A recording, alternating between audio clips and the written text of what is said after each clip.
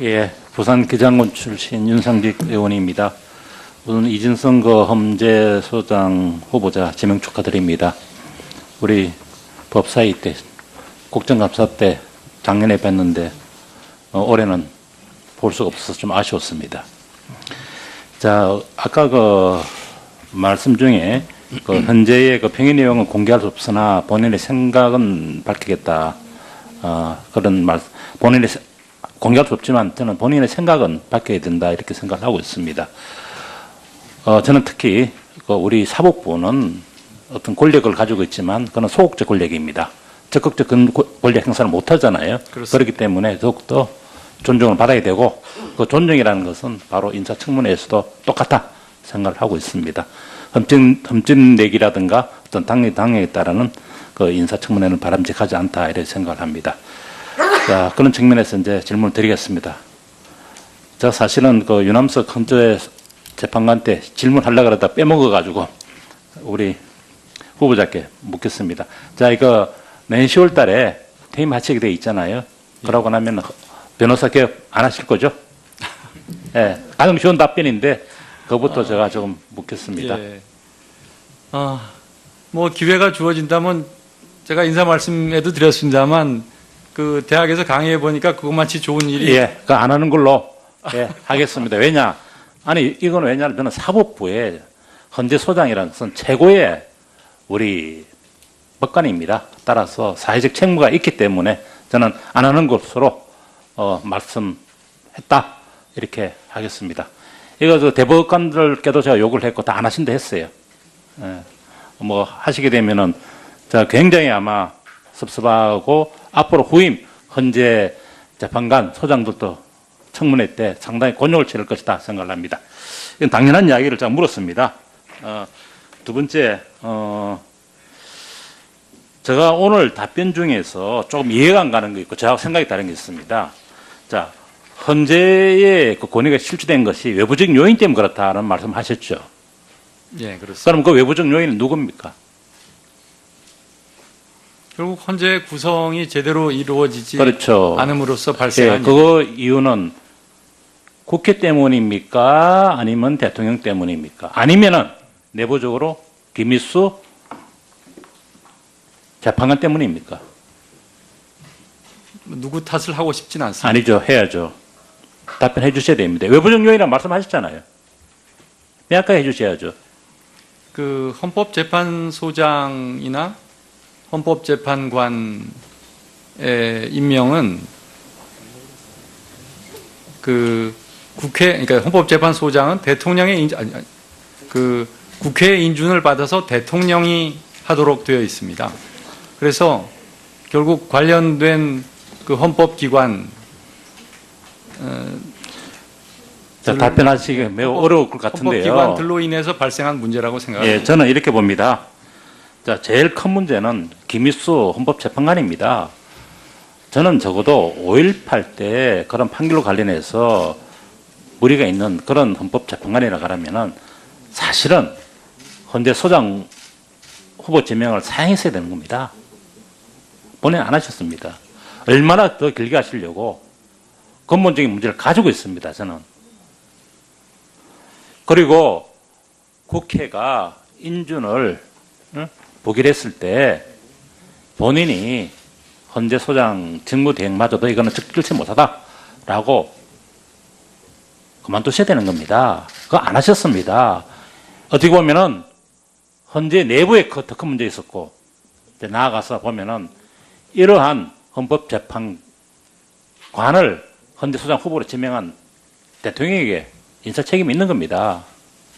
저는 그 말씀을 드리고 싶고요. 특히 이와 관련해서 우리 후보자께서 이런 말씀하셨습니다. 후보자 지명 첫날 소감을 묻는 그런 인터뷰에서 10월 27일입니다.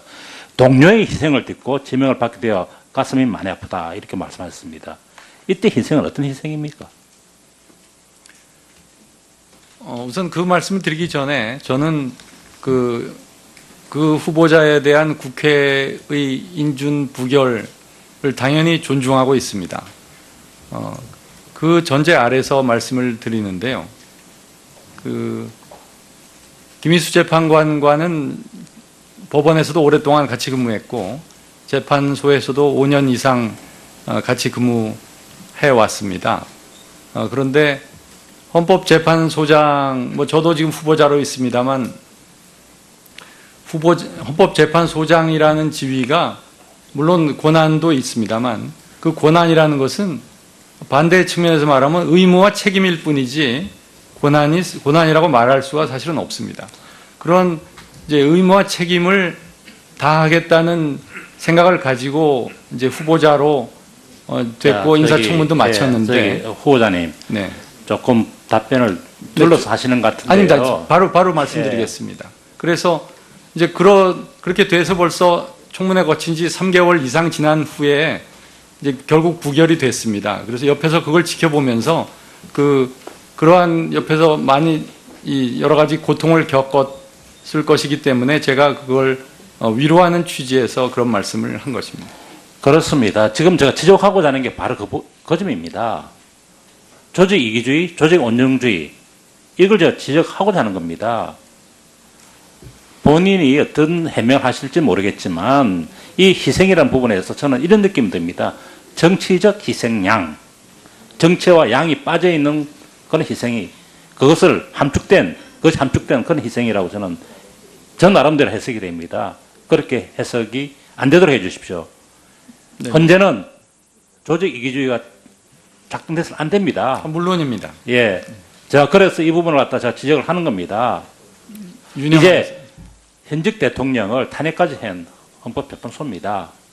거기에는 조직의 온정주의, 이기주의가 개입할 여지가 없어야 되는 겁니다. 당연한 말씀입니다. 예. 그런 의미에서 제가 아까 또 말씀드린 중에서 아까 외부적 요인에 대해서 때문에 현재 권위가 실추됐다는 부분에 대해서도 저는 심각하게 이렇게 생각을 합니다. 시간이 딱 되네요. 예. 다음은 주질이 마지막 순서입니다. 우리 더불어민주당의 한정혜 간사님 질의해 주십시오. 네, 한정혜입니다. 오전 질의 받으시느라고 고생이 많으십니다.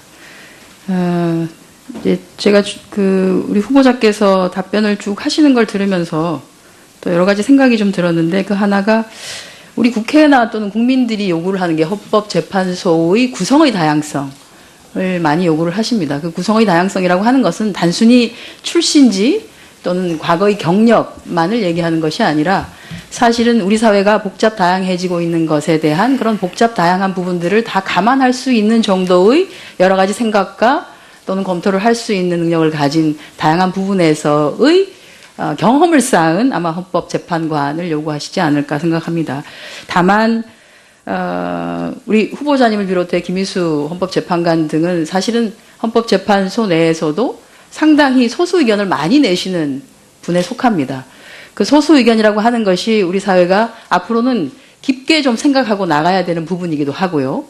그런 소수 의견에 대해서 우리 사회가 아직은 또는 우리 국회가 좀 성찰하고 받아들일 수 있는 부분이 아니라 일정 부분 정치적인 쟁점화돼서 여러분들이 하는 노고에 대해서 조금 폄훼되거나 하는 것에 대해서는 조금 죄송스럽다 또는 유감이다 이런 말씀을 드리겠습니다. 질의를 하기 전에 우리 존경하는 유희동 의원님께서 질의하신 것 중에 이제 후보자께서 대체적으로 보면은 소수 의견을 많이 내셨는데 성범죄와 관련한 부분에 있어서는 조금 관대한 것 같다 여러 가지 예를 들어주셨는데요. 그게 이제 후보자께서 답변을 하시기는 타범죄하고 비교를 해봤을 때 재범률이 그다지 높지 않기 때문에 그렇게 동일한 잣대를 대는 것이 좀 적절하지 않다 하셨는데요. 이 부분은 글쎄요. 성범죄의 대상이 되는 분이 대부분이 여성 또는 아동이라고 하는 측면으로 본다라고 하면 우리 헌법에서 정하고 있는 후보자께서도 말씀하셨는데 우리 국민들이 헌법이라는 우산 아래 기본적인 인권을 보장받게 하기 위해서 노력을 하시겠다고 하셨고요. 특히나 이 성범죄라고 하는 것은 그냥 물리적인 어떤 손해에 그치는 것이 아니라 한 사람의 인격 또는 그 사람의 전 생애를 파탄에 이르게 할 수 있는 큰 문제로 귀결되는 측면에서 본다라고 하면 타 범죄와의 범죄율의 비교를 통해서 신상 정보를 공개한다 안 한다를 판단하는 것이 좀 적절한가에 대해서는 약간 유감이다라는 말씀을 드립니다. 혹시 추가적으로 답변 주실 게 있으시면. 저도 다른 범죄보다 그 재범률이 높지 않다고 해서 뭐 그것들이 잘못됐다고 하는 것이 아닙니다. 아까도 말씀드렸지만 그런 성범죄 피해로 인한 그 트라우마나 이런 것들이 평생을 가고 그 여성들이 그로 인해 또 여성뿐만 아니라 그 가정들이 파괴되는 그런 숱한 예가 있습니다. 그래서 저도 그런 기본적인 그 규제에 대해서 다 동의를 하고 있습니다. 다만 그 결국 처벌이라는 것은 개인에 대해서 하는 것이기 때문에 그 개인이 재범의 위험성이 있는지를 판단하여야 할 절차가 있어야 되는데 그것이 없다라는 측면을 제가 주된 논거로 해서 소수 의견을 낸 것입니다. 절차적 정당성이나 이런 것들이 확보되지 않았다라고 하는 그렇습니다. 문제 제기였다는 것이죠. 예. 알겠습니다. 재판관 때문입니까? 누구 탓을 하고 싶진 않습니다. 아니죠. 해야죠. 답변해 주셔야 됩니다. 외부적 요인이라고 말씀하셨잖아요. 명확하게 해주셔야죠. 그 헌법재판소장이나 헌법재판관의 임명은 그 그러니까 헌법재판소장은 대통령의 그 국회의 인준을 받아서 대통령이 하도록 되어 있습니다. 그래서 결국 관련된 그 헌법기관 자, 답변하시기 매우 어려울 것 같은데요. 헌법기관들로 인해서 발생한 문제라고 생각합니다. 예, 저는 이렇게 봅니다. 자, 제일 큰 문제는 김일수 헌법재판관입니다. 저는 적어도 5.18 때 그런 판결로 관련해서 무리가 있는 그런 헌법재판관이라 그러면은 사실은 헌재 소장 후보 지명을 사행했어야 되는 겁니다. 본인 안 하셨습니다. 얼마나 더 길게 하시려고 근본적인 문제를 가지고 있습니다. 저는. 그리고 국회가 인준을 보기로 했을 때 본인이 헌재 소장 직무대행마저도 이거는 적절치 못하다라고 그만두셔야 되는 겁니다. 그거 안 하셨습니다. 어떻게 보면은 헌재 내부에 더 큰 문제 있었고 이제 나아가서 보면은 이러한 헌법재판관을 헌재 소장 후보로 지명한 대통령에게 인사 책임이 있는 겁니다. 저는 그 말씀을 드리고 싶고요. 특히 이와 관련해서 이렇게 하겠습니다. 이거 대법관들께도 제가 요구를 했고 다 안 하신다 했어요. 예. 뭐 하시게 되면은 제가 굉장히 아마 섭섭하고 앞으로 후임 헌재 재판관 소장들도 청문회 때 상당히 곤욕을 치를 것이다 생각을 합니다. 이건 당연한 이야기를 제가 물었습니다. 두 번째, 제가 오늘 답변 중에서 조금 이해가 안 가는 게 있고 저하고 생각이 다른 게 있습니다.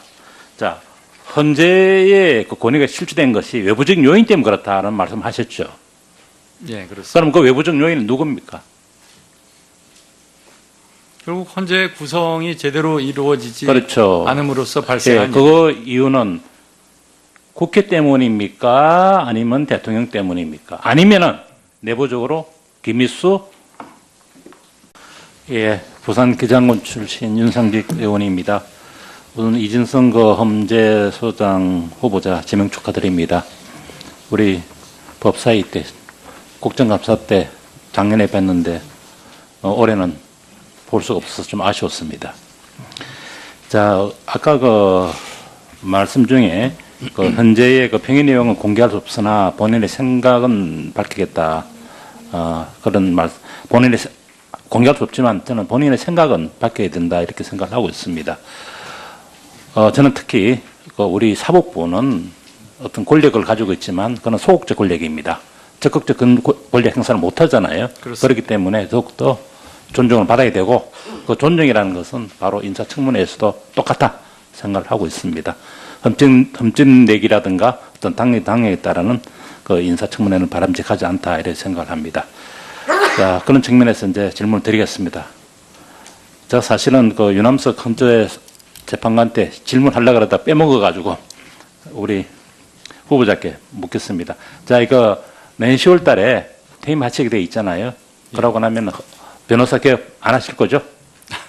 예, 가장 쉬운 답변인데 그것부터 제가 조금 묻겠습니다. 예. 뭐 기회가 주어진다면 제가 인사 말씀에도 드렸습니다만 그 대학에서 강의해 보니까 그것만치 좋은 일이 예, 그 안 하는 걸로 예, 하겠습니다. 왜냐? 아니 이건 왜냐하면 저는 사법부의 헌재 소장이라는 것은 최고의 우리 법관입니다. 따라서 사회적 책무가 있기 때문에 저는 안 하는 것으로 말씀했다.